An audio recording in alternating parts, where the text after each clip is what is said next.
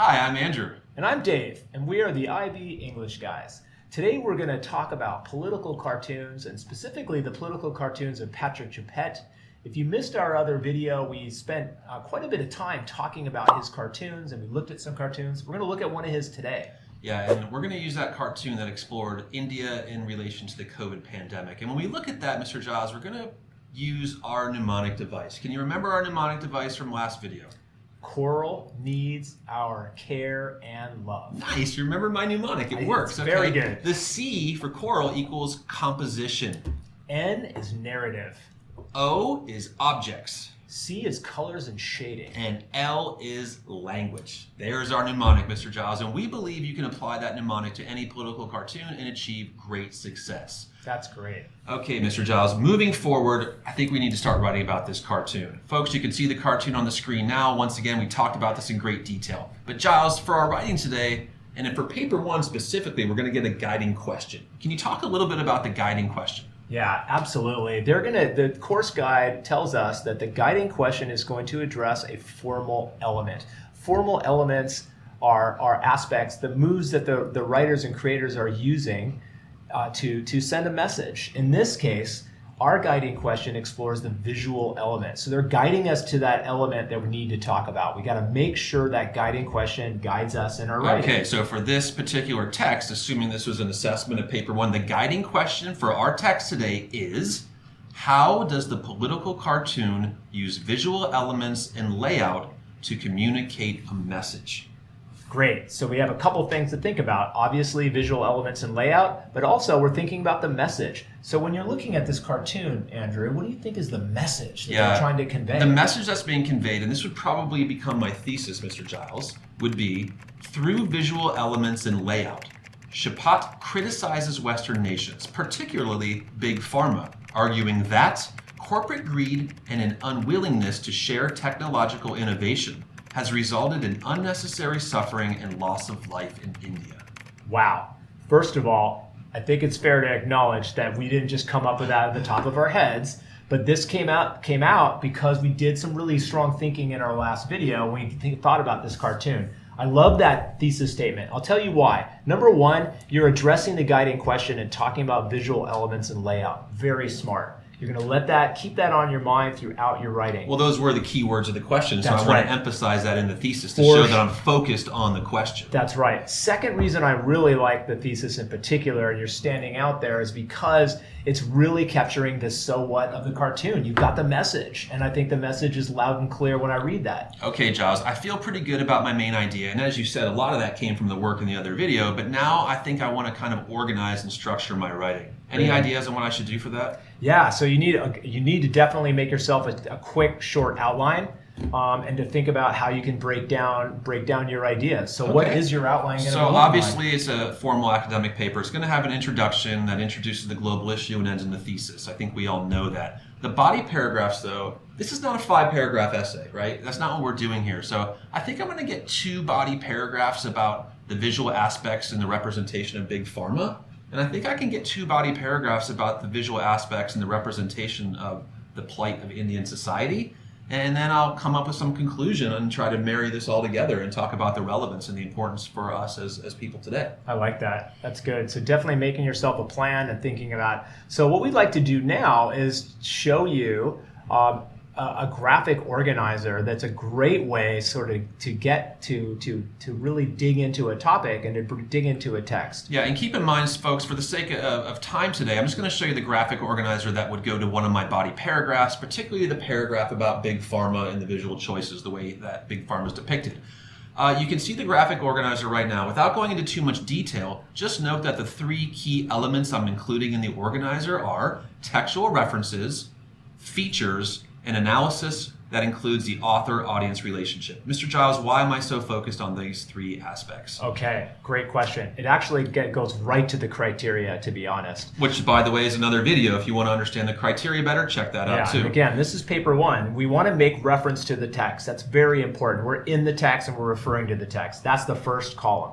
The second column is the textual feature. Again, this is why we need to really understand the terminology of cartoons to be able to use those features. And the third is where you really make your money, is where you're analyzing and discussing the effect on the reader. Okay. So tick all those boxes and you're gold. I like that. And we make our students highlight all their papers because it just lights up the rubric and students can quickly see where their deficiencies and their strengths are. Yeah, teachers, I highly recommend you use this strategy because I think if kids highlight their writing, they really pay attention to the elements that you need to include. All right, Giles, I'm ready to write. I want to get into this paragraph, okay? I need a good topic sentence. I want to talk about the depiction of Big Pharma, and I want to try to capture that greed and deception. Okay, let's pop that topic sentence up there and let's look at it. Students, also note that as we're popping sentences up there, you can see our highlighting key up there above our heads as well. And please focus on that and notice how we're lighting up those rubric aspects as we go. Topic sentence in gray. And the topic sentence I have, Giles, is Patrick Shepard utilizes visual elements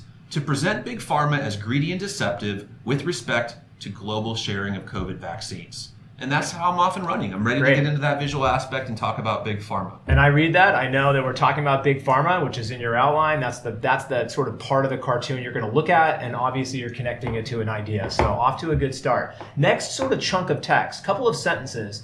What are we looking at here? I think the first thing I want to look at is just sort of the size of this character that's representing Big Pharma. And I want to talk about how he represents Big Pharma and just how powerful he is as depicted by his size. He's twice the size of the other people. Yeah. And I think that's very representative of just how much power Big Pharma has. And I noticed that was the first topic on your graphic organizer, so that's perfect. And I can see, again, the blue is the reference to the text. That's great. That helps me see where you are. And I see two features there in the word viewer, so Yeah. I'm on target, right? And you're showing some deep thinking with what that signifies. Very good. Then you have a purple word. What's that? Yeah, I'm ready to move on to my second idea, and I just want to have a really simple transition word to mark that for both the examiner and myself, Mr. Giles. Helps keep me organized, right? And the second thing I want to talk about is the clothing choices in the briefcase. I want to look at that formal suit, and I want to look at the tie, and I want to think about how those dark colors kind of represents a sinister, selfish side of this society. And I want to think about the briefcase as an element that's hiding secrets or hiding, sadly, the COVID formula. That's great. You're really integrating some of those things from that mnemonic. You're talking about the symbols, you're talking about the graphic weight, and again, really showing some good thinking, connecting up to your main idea of corporate greed. So yeah, and I really want to stay on that topic of corporate greed because that is my central idea, right? Now, Mr. Giles, I have a lot of content at this point. I think I'm ready to start that second paragraph that I had alluded to before. So I'm going to give you my transition word, moreover.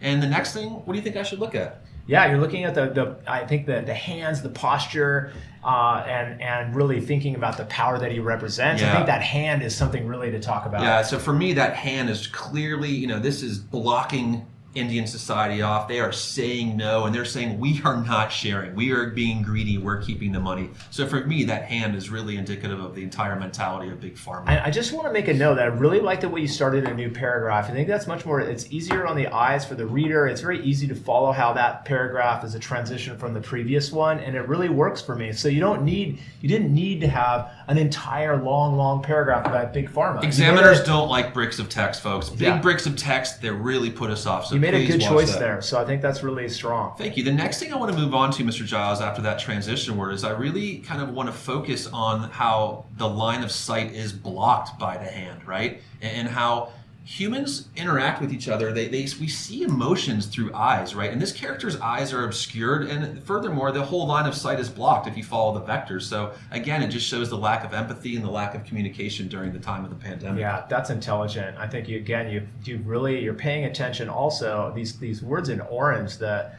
you're thinking about the author and the author's choices, and you use Chipat throughout your writing. I think that's really smart. Yeah, and Thinking about the reader. speaking of Chipat, again, one of those trademark moves that he often makes is not showing eyes clearly. And this is another example where Chipat has hidden the eyes behind a set of glasses. And I think we just understand that this is an emotionless, relatively soulless character, and I think that really represents the idea that Chipat is explaining that, hey, Big Pharma is really not that sensitive and in tune with the plight and suffering of Indians, or if they are, sadly, they just don't care. They prefer profit. That's great. Let's pop that final concluding Yeah, and sentence that is up the there. concluding sentence. Chipat argues that the greed and secrecy of Big Pharma is the fundamental reason the Indian population, a microcosm for developing countries worldwide, are suffering and dying in large numbers during the global pandemic. That's great. I think that again are a few body paragraphs from a much larger guided response.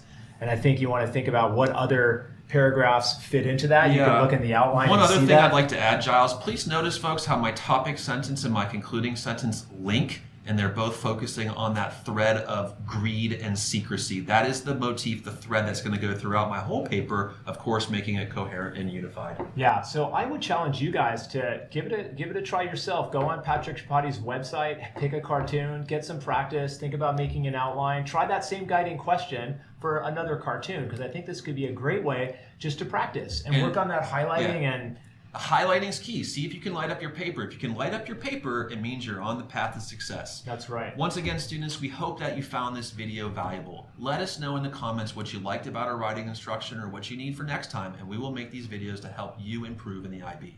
Thanks for watching, and have a great day. Thanks, guys.